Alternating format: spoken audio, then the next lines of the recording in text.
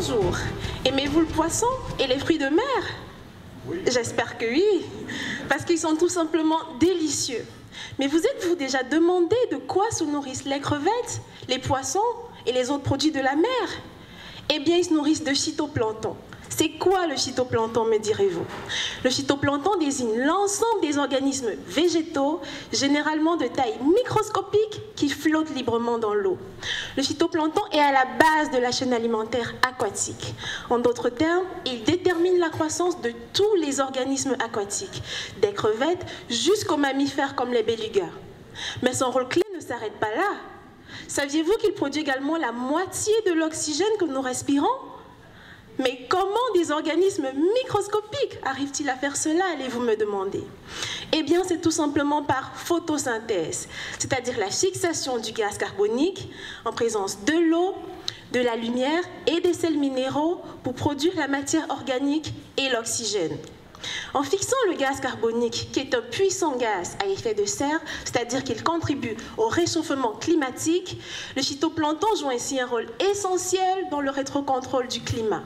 Mais ces soldats méconnus sont en danger. En effet, une étude récente, publiée par des chercheurs internationaux, révèle que le phytoplancton a diminué en moyenne de 1% par année depuis 1960.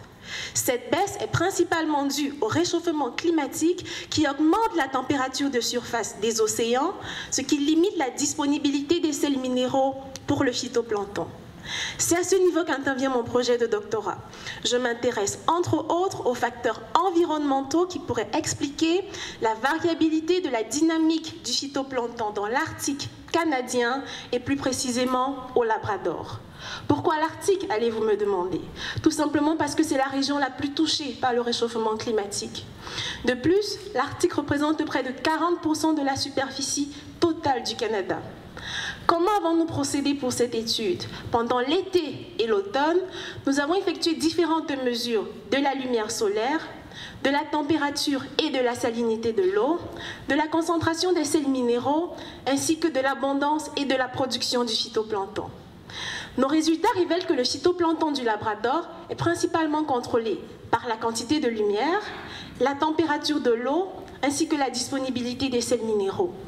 Ce projet est la toute première étude sur les communautés phytoplanctoniques du Labrador.